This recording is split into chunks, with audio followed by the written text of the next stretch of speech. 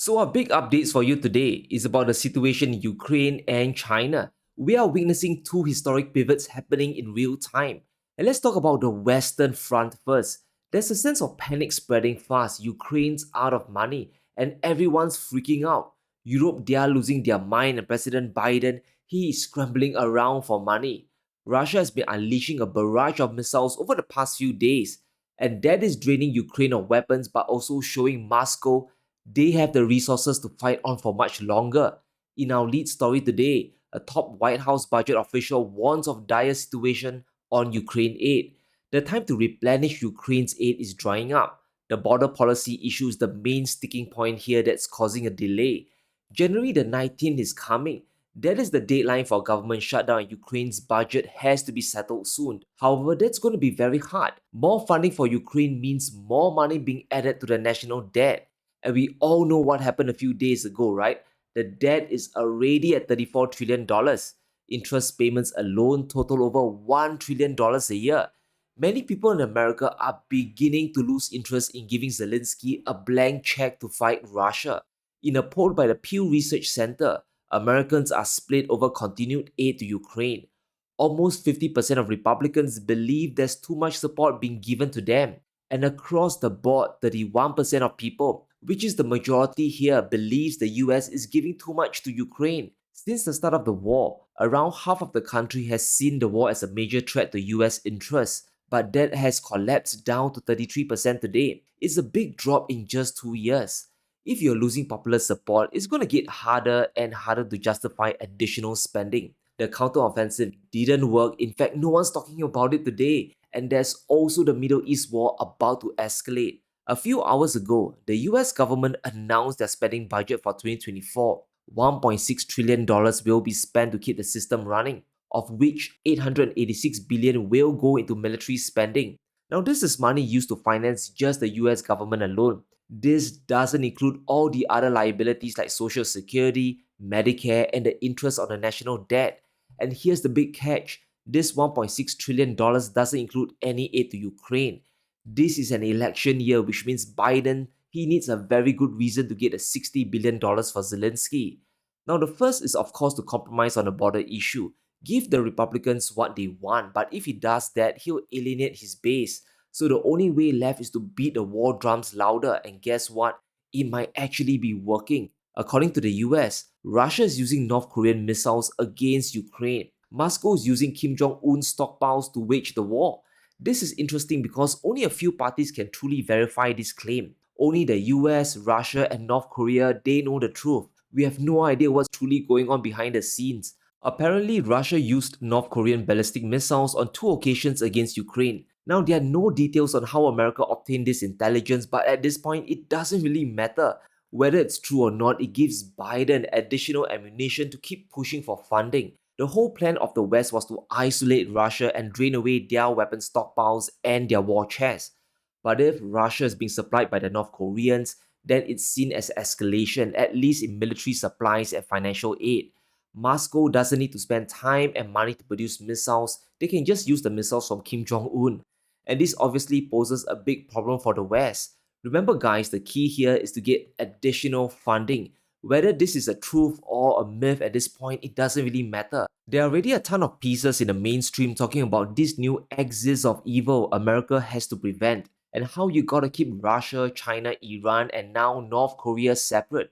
So if Kim Jong-un is giving Putin missiles, this sounds alarm bells in the West. It gives Biden a big card to push for additional aid because now you're fighting, as Mitch McConnell calls it, the axis of evil. And when you say that, it frames the conflict as good versus evil. It's writing a dangerous narrative that justifies funneling more money into the conflict forever. It isn't good for the national debt to be borrowing endlessly at such high interest rates. The cost of being a global hegemon is expensive and is about to get even more costly down the road. In a stunning piece of research on defense spending, the findings show America has no choice but to spend more and more to stay on top. Since 2010, China and Russia's military spending has been growing steadily. It is on pace to catch up with America within the next 20 to 30 years. Unless the US keeps ramping up their defense spending, they will be caught up. So we're going to encounter debt crisis after debt crisis until the end of time. That also means good times for the military industrial complex. They will be the big winners again. And that's why I still believe, guys, Ukraine will get their money. Russia's forcing the US to stay at the poker table. From Bloomberg, Russia's seaborne crude exports surged to end 2023 on a high. The sanctions on Russian oil aren't working well and volumes are actually going up. Looking at Russia's seaborne crude exports, we can see no difference in volume over the past 24 months. In fact, you could actually argue that exports have actually gone up. Russia ended the year with exports at 3.5 million barrels a day. 2 years back, it was only at 2.7 million. So ships are still transporting Russian crude across the global economy quite easily. All the flows to Europe has been replaced by Asian demand, and they have more than picked up the slack. The decoupling is complete, so Russia can keep funding the war without interruption. Unless the West is ready to give up Ukraine, they will have to keep funneling an endless amount of money year after year, and that is money coming from debt. But let's shift focus to Beijing now because something big is happening there. For many months, we have been hearing conflicting news about China. Mainstream media is calling for the end of China's economy. Wall Street is getting tired of Chinese stocks, and the recent gaming crackdown by regulators is confusing investors further. However, I want us to take a step back and look at the bigger picture here. China is orchestrating a big shift in their domestic economy. The past 2 years have taught them a rather big lesson. The tax sanctions taught China that technology is the future, and the property bubble collapsing taught them to leave real estate behind. Propping up the housing market forever is a losing battle. Over the past 9 quarters, China's real estate sector contracted 8 out of 9 times. In other words, it is dragging down the overall economy. And that's what happens when you have a property bubble deflating back to reality. People aren't buying homes because prices are just too high. We can see property prices declining since 2021 after a huge multi-year boom. All the excesses of the past are being reset now. Wall Street, they want China to inject massive stimulus into the real estate market. And when you hear the words economic stimulus, right, it just means money going to the banks to prop up the property market, the real estate sector. But China can't keep doing this. You'll just make the problem worse. The problem with real estate today is the leverage that it is stacked on. It's not just the developers that are involved, but the big banks and shadow lenders that can explode as well. Troubled China shadow bank Zhongzi files for bankruptcy. There's a big shortfall of $36 billion in November that marked the end of the bank. They can't repay their debts anymore.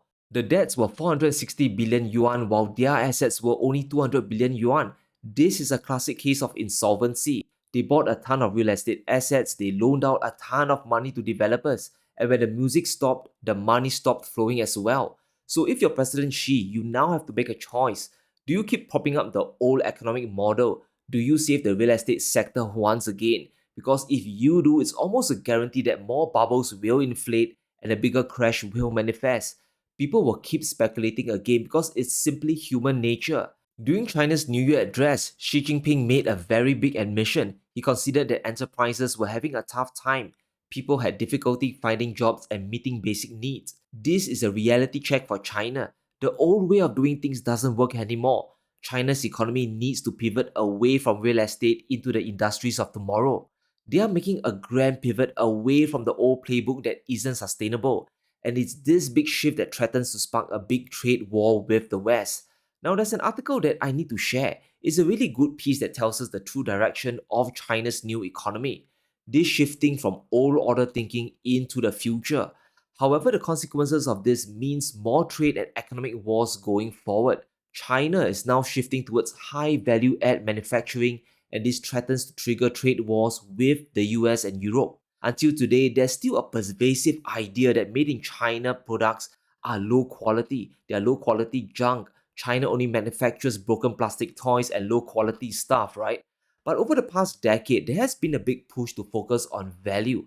We are talking about EVs and renewable energy. The future belongs to technology, and sooner or later, renewables will replace fossil fuels, and China is doubling down on this. Looking at China's share of value added output, we can understand why the West views Beijing as a big threat. In 2004, the world was rather equal in high value industrial output, but just 2 years ago, China's output surpassed many Western economies. Its production almost equals both the US and Eurozone combined. China's output is 3 times the size of Japan and South Korea as well. These are real goods and technology being produced and not just some financial instrument. This is the growth China's gunning for, stuff that they can export to the world, valuable exports that countries need to grow their economies. So instead of pouring money to the real estate sector, which is a zombie industry, right? China is investing in the future. They are investing in manufacturing. They are focusing on three growth drivers of the future: electric vehicles, batteries, and renewable energy. China is pivoting to supply the world's obsession to decarbonize. You want to go green, you want to replace gasoline cars, you want solar energy. Well, China is going to supply the world with all these technologies. And this is a play that will last for decades. It might just be the catalyst that allows Beijing to finally surpass the US in nominal GDP. Now, back in December, China injected $50 billion into Chinese banks. This is a financing push to allow more borrowing, right? But this is where Wall Street get things horribly wrong again. The hope is for China to prop up real estate, to rezombify the sector, to get people hyped up enough to spend, spend, and spend. But let's look at the evidence here, and it tells us the truth. This chart shows us the growth rate of new loans by sector. Black is industrial loans, pink is for real estate, and yellow represents services. It's very clear where the majority of loans are heading, where they are going to. More loans are being issued to manufacturers. The focus here is to grow China's industry. In contrast, real estate loans are languishing. We have said many times that China couldn't care less about real estate now.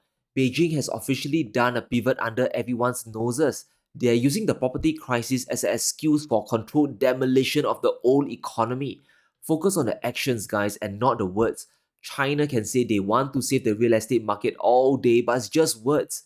Look at their actions. If they're issuing a ton of industrial loans compared to real estate loans, it's obvious where they are steering their economy to. And this means we are moving towards a world of industrial competition. Expect more trade wars, more economic sanctions from the West. So it makes sense why the EU is considering stopping Chinese EVs from coming in, and why the US is banning chips to China. It's all about industrial containment. The real threat to the West isn't really China's military, but its economy. Beijing wants to build a complete supply chain. They want to make everything from the cheap stuff, of course, to the highest possible technology, and that will be taking market share away from the G7 and their allies. But here's the bigger agenda: China wants to rely more on their local economy. The goal here is to be more self sufficient. And here's more evidence of this. Local consumers bought nearly 6 million domestically made passenger EVs in the first 10 months of last year, compared to exports of 1.6 million. Domestic consumption is almost 4 times more than exports out to the world. The China of today is very different from the China of yesteryears. As we move towards 2024, expect more economic sanctions and trade curbs from the West. China's playing the long-term game here, and this will change everything from reserve currencies all the way to trade agreements. They are not thinking about next year or even the next 5 years. China's planning for economic victory over the next 10 to 30 years, and this is making the US and Europe afraid, very afraid. But let me know what you think. Will Ukraine get their money, and will China succeed in overtaking the West? Let me know in the comments below. Stay safe, be sure to smash the like button and subscribe as we navigate through these crazy times.